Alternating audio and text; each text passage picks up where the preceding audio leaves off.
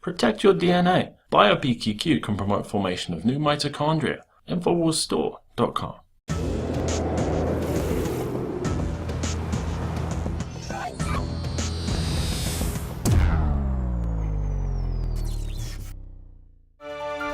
Bill Gates has added his voice to the long list of people who are expressing concern with the future dangers of artificial intelligence. During a Reddit Q&A, Gates was asked, how much of an existential threat do you think machine superintelligence will be? And he admitted, I am in the camp that is concerned about superintelligence. First, the machines will do a lot of jobs for us and not be super intelligent. That should be positive if we manage it well. A few decades after that, though, the intelligence is going to be strong enough to be a concern. Now, of course, he doesn't watch Infowars apparently because we are actively concerned about the potential threat of super intelligence. And it's not just decades away, but of course, in the present day, today, 2015, the rise of smart homes and smart cars and all of these other forms of control. Everyone's out here waiting and watching for the Terminator. All of these systems of control and smart control are being built up all around us. Now, I attended an artificial intelligence conference this week. There, I spoke with not only the author of artificial intelligence, but also Max Tegmark. He's a cosmologist and the co-founder of the Future of Life Institute, which was responsible for that open letter that all of these AI researchers and so on signed on to. Basically, a lot of people are saying, yes, so much good is going to come out of artificial intelligence, but we absolutely need to be concerned about technology that has the ability to take us all out if that's how it's programmed. This is the X109B14 modified transistorized totally automatic assembly machine. Within 6 months, our entire production facilities will be totally automated. Ladies and gentlemen, from now on, Whipple will operate from a brain center with machines such as this one. It used to be, 300 years ago that machines during the Industrial Revolution replaced blue-collar work, very easy to do jobs, and then those people got educated and got better paying jobs. Today, instead, our machines are replacing not the muscle work, but the brain work, right? And when you lose that kind of job, the only place you can go in the economy is usually downward in pay scale. We treat our fellow humans as machines when we make them do jobs that a robot could do, that simply require repeated mechanical motion, very little scope for the exercise of judgment, of very little scope for communication with other people, the things that actually make us human. People love to talk to her. Mm-hmm. In fact, we've done a study where we saw that people disclose more information and feel less judgment, when they think it's a completely automatic system versus having a person. I'm a third generation AX400 android. I can look after your house, do the cooking, mind the kids. I organize your appointments. I speak 300 languages, and I am entirely at your disposal as a sexual partner. The goal of RoboCup Soccer is that by 2050, they will be playing humans against robots, see who's actually better. Maybe it can eliminate poverty, help us cure all diseases and so on.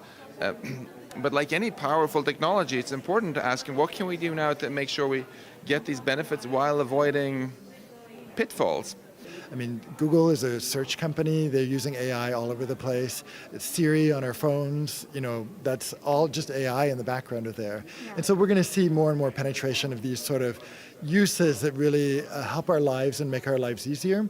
Care bots, what I call care bots, that will do the dishes and keep track of grandma and let her have some control, even if she's got dementia, so that she can go on a walk and be steered back so she can decide what she wants for dinner. And does the AI community concern itself at all with the future of human employment? For instance, I heard Dr. Russell kind of joke about, well, we'll just let the policymakers figure it out. So he's got a lot of faith, but this is something that's going to happen probably by 2045. A lot of the, way sooner than that. It's a difficult problem, and I was at a meeting where there were 5 Nobel Prize winning economists, And all they wanted to talk about was this question. What's the future of employment and the structure of the economy when most of what we call work now is being done by robots? And unfortunately, even though that was what they really cared about, they had no suggestions. You know, you go to Japan and there's no one taking your order. You go to a vending machine and you order it. And obviously the Japanese economy has dealt with that. Sapiens Plurum means the wisdom of many. And it is an organization designed to look out for the interests of humankind as technology develops. Because I agree with you that technology is a very powerful force that humans have created, but will humans continue to control it? The unfortunate thing is that we kind of get used to hell. You know, there are lots of things about our current world that someone 500 years ago would think of as a vision of hell, but we're kind of used to them. And fighting to keep our... you know, I must work in a cubicle 12 hours a day. How dare you make my life easier with AI? Most researchers, most of my friends in the AI field used to think that, well, you know, it's not going to happen in my lifetime, so it's a waste of time to think about it now. But we're seeing in 2015 now that a lot of things are happening that people thought were going to take much longer. And a lot of people are saying, well, you know, maybe these things are going to happen actually in our careers. So now would be a great time to really start looking into them. Could a weapons system blow up the world? Yeah, it could do it because a computer decides that's the right thing to do, but as far as I can tell, we are way more likely to have that happen when someone sits on something, like the red button. Personally speaking, I think that the risk that we have from AI is not really of AI becoming autonomous and taking over the world. There's a much bigger risk that a person will use AI for bad purposes. Privacy is a big thing, and thinking about what goals you give a program and what are the consequences of the goals, trying to get students to think into the future and to think more broadly than their individual program or robot, but what effect will that have on the people around, on the broader society? if that objective is not perfectly aligned with the values of us humans, then that creates the possibility for bad things to happen. For that, in some sense, is the definition of conflict. And getting into a conflict with systems that are more capable than we are doesn't sound like a good idea. And you know, with any technology, when we invented fire, we realized after a while it was also a good idea to invent the fire department and fire alarms and fire extinguishers.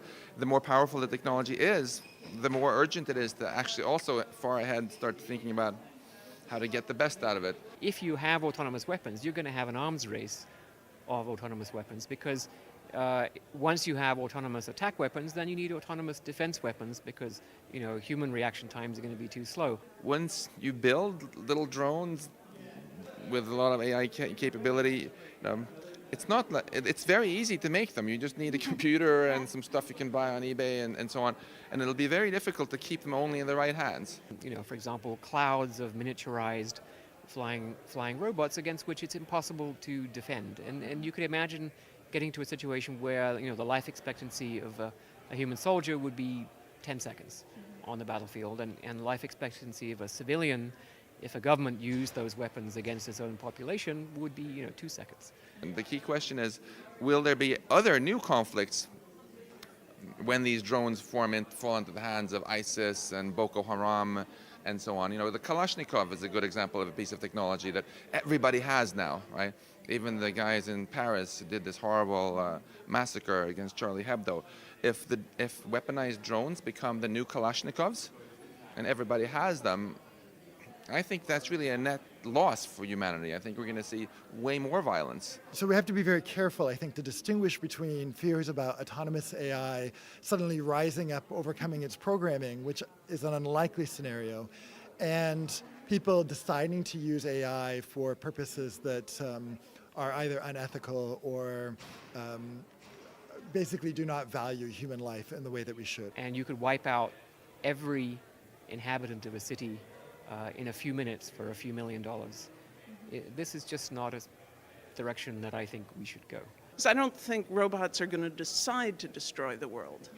I just want to make sure that my students don't program them to destroy the world by accident. That's it for the show tonight. If you're watching us on YouTube, hit the subscribe button and become a subscriber to the Alex Jones channel. You'll surely be helping all of us here at Infowars.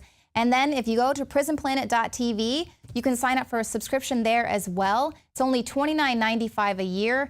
That's about $2.50 a month. And you can share your username and password with up to 20 people at the same time. So go ahead and go get that today. It's got 18 years worth of content that you won't find on YouTube. That's it for the show tonight. We'll see you here tomorrow at 7 p.m. Central.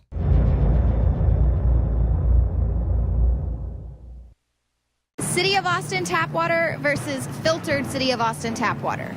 I can taste dirt in it. God knows what's in this. This has an aftertaste. Tastes like Austin water? Yeah, it does. Ugh. These people just sampled City of Austin tap water straight from the faucet. Next, we had them try a sample of tap water filtered through the ProPure G2.0 filtration system. High quality H2O. That one is better. Tastes like nothing.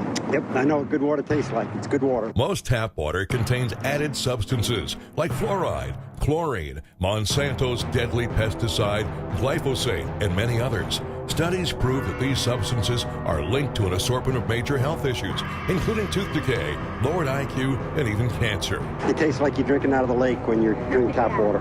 Yeah, it has that processed flavor to it. The ProPure G2.0 filtration system removes these deadly substances and many more, leaving only fresh-tasting, deliciously clean water. Okay, this is very tasty. It's good water. Refreshing. It's good. Go to InfoWarsStore.com today. Use promo code WATER and save 10% off your ProPure purchase. Again, that's InfoWarsStore.com or call 1-888-253-3139. You are watching the Infowars Nightly News, which airs 7 p.m. Central at InfoWarsNews.com. And your support is helping us defend liberty worldwide.